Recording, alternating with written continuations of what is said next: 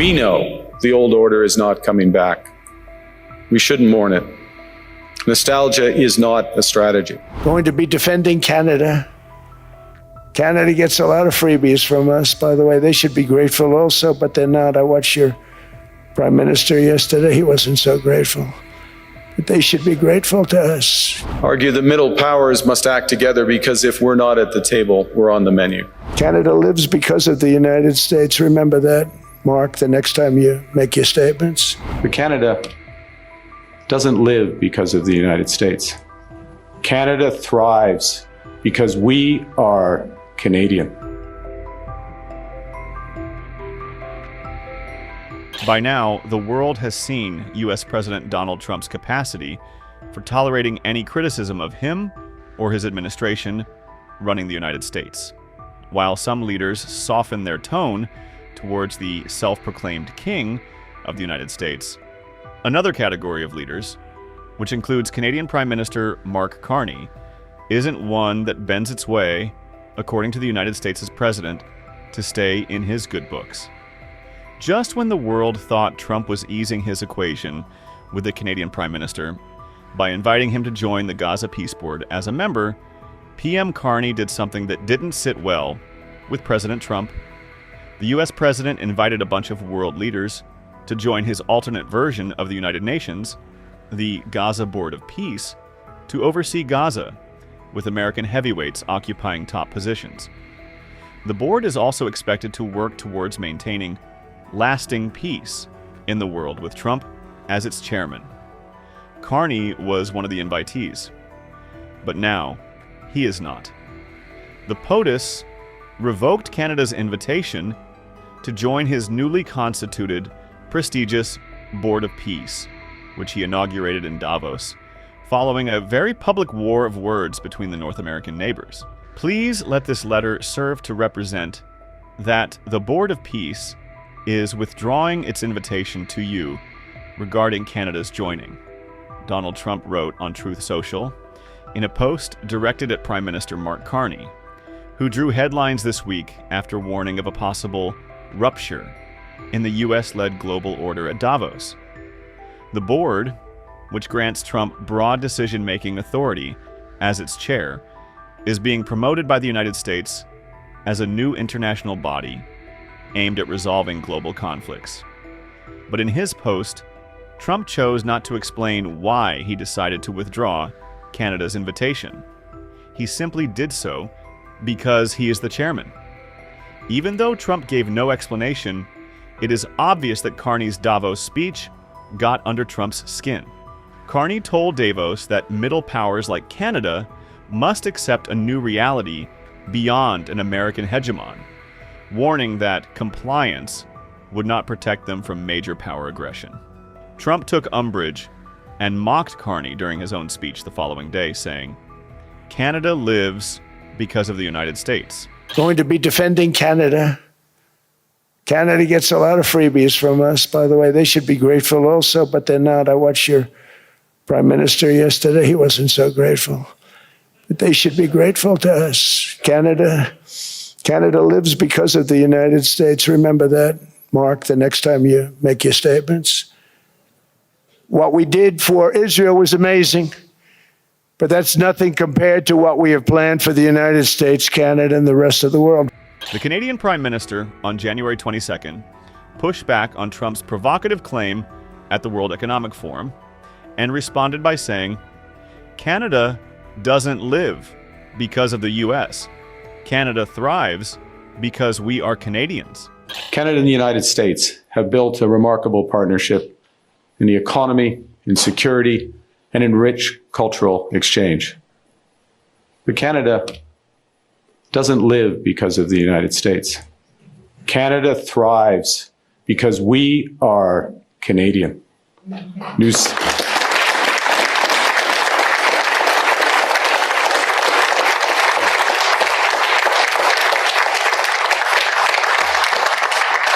We choose to build a bright future worthy of the ground on which we stand. We choose Canada. Carney upset Trump twice in the same week, and Trump's tolerance for criticism is well known across the world. Let's take a glimpse at Carney's Davos speech, where the rhetorical back and forth between the two leaders began. For decades, countries like Canada prospered under what we called the rules-based international order. We joined its institutions, we praised its principles, we benefited from its predictability. And because of that, we could pursue values-based foreign policies under its protection. We knew the story of the international rules-based order was partially false, that the strongest would exempt themselves when convenient, that trade rules were enforced asymmetrically. And we knew that international law applied with varying rigor depending on the identity of the accused or the victim. This fiction was useful, and American hegemony in particular helped provide public goods, open sea lanes, a stable financial system, collective security, and support for frameworks for resolving disputes. So we placed the sign in the window. We participated in the rituals, and we largely avoided calling out the gaps between rhetoric and reality. This bargain no longer works. Let me be direct. We are in the midst of a rupture, not a transition. Over the past 2 decades, a series of crises in finance, health, energy, and geopolitics have laid bare the risks of extreme global integration. But more recently, great powers have begun using economic integration as weapons. Tariffs as leverage, financial infrastructure as coercion, supply chains as vulnerabilities to be exploited. You cannot live within the lie of mutual benefit through integration when integration becomes the source of your subordination. The multilateral institutions on which the middle powers have relied, the WTO, the UN, the COP, the architecture, the very architecture of collective problem solving are under threat. And as a result, many countries are drawing the same conclusions, that they must develop greater strategic autonomy in energy, food, critical minerals, in finance and supply chains. And this impulse is understandable. A country that can't feed itself, fuel itself, or defend itself has few options. When the rules no longer protect you, you must protect yourself. But let's be clear-eyed about where this leads. A world of fortresses will be poorer, more fragile, and less sustainable. And there's another truth. If great powers abandon even the pretense of rules and values for the unhindered pursuit of their power and interests, the gains from transactionalism will become harder to replicate. Hegemons cannot continually monetize their relationships. Allies will diversify to hedge against uncertainty.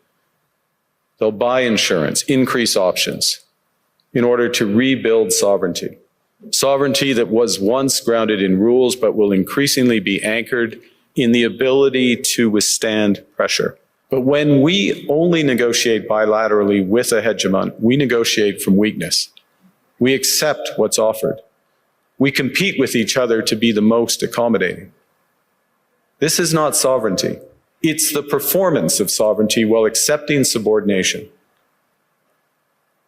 In a world of great power rivalry, the countries in between have a choice: compete with each other for favor or to combine to create a third path with impact.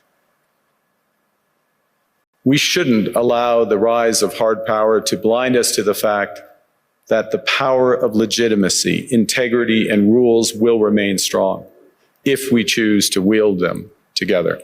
And we have something else. We have a recognition of what's happening and a determination to act accordingly. We understand that this rupture calls for more than adaptation. It calls for honesty about the world as it is. We are taking the sign out of the window. We know the old order is not coming back. We shouldn't mourn it. Nostalgia is not a strategy.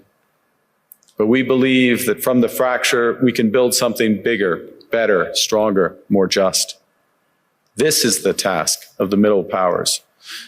The countries that have the most to lose from a world of fortresses and the most to gain from genuine cooperation. The powerful have their power. But we have something too. The capacity to stop pretending, to name reality, to build our strength at home, and to act together. That is Canada's path. We choose it openly and confidently, and it is a path wide open to any country willing to take it with us. Thank you very much.